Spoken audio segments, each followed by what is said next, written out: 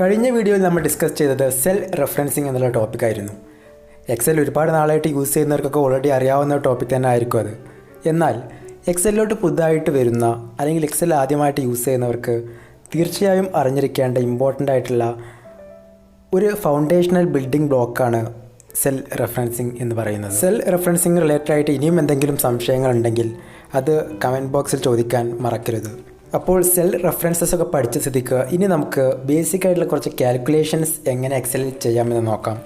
ഈ ഒരു വീഡിയോയിൽ നമ്മൾ ബേസിക് മാത്തമാറ്റിക്സ് എങ്ങനെ എക്സൽ യൂസ് ചെയ്തിട്ട് ചെയ്യാമെന്ന് നോക്കാം. ഓപ്പറേറ്റേഴ്സും എല്ലാം എങ്ങനെയാണ് യൂസ് ചെയ്യുന്നത് എന്ന് നോക്കാം. വരുന്ന വീഡിയോസിൽ നമ്മൾ കൂടുതലായിട്ട് ഈ ഫോർമുലാസിൻ്റെ കൂടെ തന്നെ അതിൻ്റെ ഫങ്ഷൻസ് അതുപോലെ തന്നെ കൂടുതൽ കോംപ്ലക്സ് ആയിട്ടുള്ള കാൽക്കുലേഷൻസ് ഒക്കെ നമ്മൾ വരുന്ന വീഡിയോസിൽ ചെയ്യുന്നതാണ്. ഓക്കെ, അപ്പോൾ നമുക്ക് നമ്മുടെ ഷീറ്റിലോട്ട് മടങ്ങി വരാം. ഞാൻ ഈ ഷീറ്റിൽ നമ്മൾ ഇവിടെ ടോട്ടൽ എന്നൊരു റോ ക്രിയേറ്റ് ചെയ്തിട്ടുണ്ടായിരുന്നു അല്ലേ. അപ്പോൾ ഈ ഒരു സെല്ലിൽ എനിക്ക് ജാനുവരി മന്തിലെ എക്സ്പെൻസിൻ്റെ സമ്മ് ഇവിടെ ഡിസ്പ്ലേ ചെയ്യണം. അതുപോലെ തന്നെ ഫെബ്രുവരി മന്തിലെ എക്സ്പെൻസിൻ്റെ സമ്മ് ഇവിടെയും മാർച്ചിലെ എക്സ്പെൻസിൻ്റെ സമ്മ് ഇവിടെയും എനിക്ക് ഡിസ്പ്ലേ ചെയ്യിക്കണം. ഞാൻ ഈ B9 സെല്ലിൽ ക്ലിക്ക് ചെയ്തു. കഴിഞ്ഞ വീഡിയോസിൽ നമ്മൾ പല ടൈപ്പ് ഓഫ് ഡാറ്റ എങ്ങനെ എക്സലിൽ ഇൻസേർട്ട് ചെയ്യാമെന്ന് പഠിച്ചു. ഫസ്റ്റ് നമ്മൾ ആൽഫ വാല്യൂസ് എങ്ങനെ ഇൻസേർട്ട് ചെയ്യാമെന്ന് പഠിച്ചു. പിന്നെ ന്യൂമറിക്കൽ വാല്യൂസ് എങ്ങനെയെന്ന് കണ്ടു. പിന്നെ കഴിഞ്ഞ വീഡിയോയിൽ നമ്മൾ ഡേറ്റും എങ്ങനെ ഇൻസേർട്ട് ചെയ്യാം എന്ന് കണ്ടു. ഇന്ന് നമ്മൾ ഇൻസേർട്ട് ചെയ്യാൻ പോകുന്നത് നാലാമത്തെ ഒരു ടൈപ്പാണ്. നമ്മൾ എക്സലിൽ ഫോർമുലാസ് അല്ലെങ്കിൽ കാൽക്കുലേഷൻസ് എന്ന് വിളിക്കുന്ന ഒരു ടൈപ്പ് ഓഫ് ഡാറ്റ എങ്ങനെ നമുക്ക് എക്സലിൽ ഇൻപുട്ട് ചെയ്യാമെന്ന് നോക്കാം. നമ്മൾ എക്സലിൽ ടൈപ്പ് ചെയ്യാൻ പോകുന്നത് ഒരു കാൽക്കുലേഷനാണ് എന്ന് എക്സലിന് മനസ്സിലാവാൻ വേണ്ടിയിട്ട് എല്ലാ കാൽക്കുലേഷൻസും അല്ലെങ്കിൽ ഫോർമുലാസും നമ്മളൊരു പ്രത്യേക സിമ്പിൾ അല്ലെങ്കിൽ ക്യാരക്ടർ യൂസ് ചെയ്തിട്ടാണ് സ്റ്റാർട്ട് ചെയ്യാറുള്ളത്. മറ്റേതുമല്ല, ഈക്വൽ സിമ്പിൾ യൂസ് ചെയ്തിട്ടാണ് നമ്മൾ എക്സലിൽ കാൽക്കുലേഷൻസ് എഴുതാറുള്ളത്. അപ്പോൾ ഞാൻ ഈ B9 എന്നുള്ള സെല്ല് ക്ലിക്ക് ചെയ്ത് ഈക്വൽസ് സിമ്പിൾ ടൈപ്പ് ചെയ്തു. ഇപ്പോൾ എക്സലിന് മനസ്സിലായി നമ്മൾ ഈ ഒരു സെല്ലിൽ എൻ്റർ ചെയ്യാൻ പോകുന്ന വാല്യൂ എന്ന് പറയുന്നത് ഒരു കാൽക്കുലേഷനാണ് എന്നുള്ളത്. നമ്മൾ എക്സലിൽ വളരെ ബേസിക് കാൽക്കുലേഷൻസ് മുതൽ വളരെ അഡ്വാൻസ്ഡ് ആയിട്ടുള്ള കാൽക്കുലേഷൻസ് ചെയ്യുമ്പോൾ വരെ ഇത് തന്നെയാണ് റൂള്.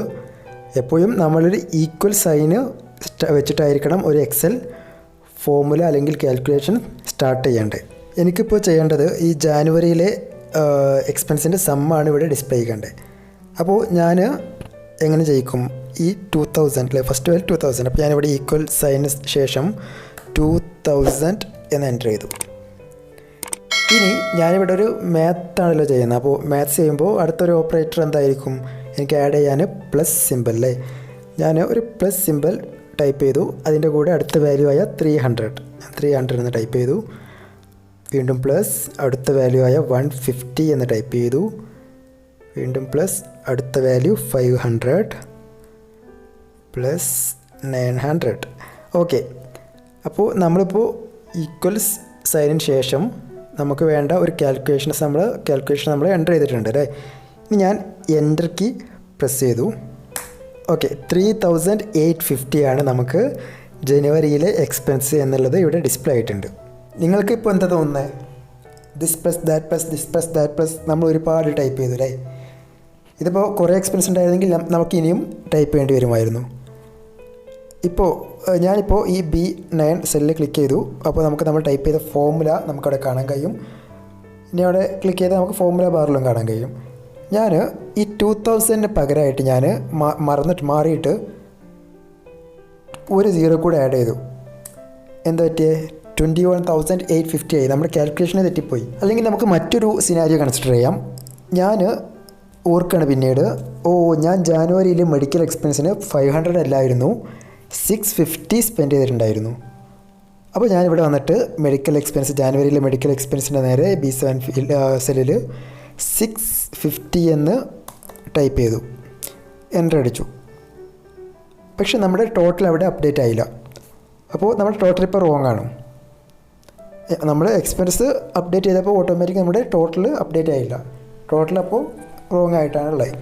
ഓക്കെ, നമുക്ക് ഈ B9 ക്ലിക്ക് ചെയ്ത് നോക്കാം. ഇവിടെ ഇപ്പോഴും 500 എന്ന് തന്നെയാണുള്ളത്.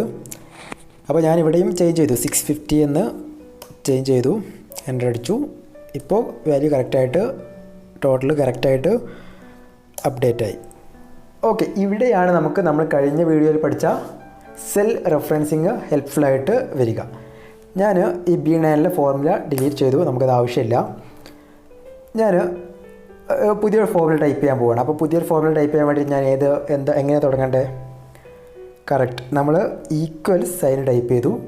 ഇനി എനിക്ക് ഈ B4 എന്നുള്ള ഈ സെല്ലിലെ വാല്യൂ ആണ് ഫസ്റ്റ് കൊടുക്കേണ്ടത് അല്ലേ? അപ്പോൾ അതിന് ഞാൻ ഇതിൻ്റെ സെൽ റെഫറൻസ് എന്താണ്? B4. ഞാൻ B4 എന്ന് ടൈപ്പ് ചെയ്തു. എന്നിട്ട് പ്ലസ്, അടുത്തത് ഞാൻ B5 ആണ് എനിക്ക് വേണ്ടത്. B5 എന്നുള്ളത് ടൈപ്പ് ചെയ്തു. അപ്പോൾ കണ്ടോ, നിങ്ങൾ ആ B5ഉം B4 എല്ലാം അങ്ങനെ ഹൈലൈറ്റ് ഡിഫറെൻറ്റ് കളേഴ്സിൽ ഹൈലൈറ്റ് ആയിട്ട് വരുന്നുണ്ട് അല്ലേ? ഇത് എക്സലിൻ്റെ 2000 വേർഷൻ മുതലാണ് ഈ ഒരു ഫീച്ചർ അവർ കൊണ്ടുവന്നത്. ഓക്കെ, അടുത്തത് B6 ആണ്. Okay, B6 plus B7 plus B8. അപ്പോൾ നമ്മുടെ ഫോർമുല റെഡി ആയിട്ടുണ്ട്. B4 മുതൽ B8 വരെയുള്ള സെല്ലുകളുടെ വാല്യൂസ് ആഡ് ചെയ്യാനുള്ള ഫോർമുല നമ്മൾ ടൈപ്പ് ചെയ്തിട്ടുണ്ട്. ഇനി ഞാനിത് എൻ്റർ കീ പ്രസ് ചെയ്യുകയാണ്. ഓക്കെ, 3850 നമുക്കവിടെ ടോട്ടൽ വാല്യൂ അവിടെ B9 ഫീൽഡിൽ അപ്പിയർ ആയിട്ടുണ്ട് അല്ലേ? ഇനി നമ്മൾ ജാനുവരിയിലെ മെഡിക്കൽ എക്സ്പെൻസ് അപ്ഡേറ്റ് ചെയ്യാൻ പോവാം.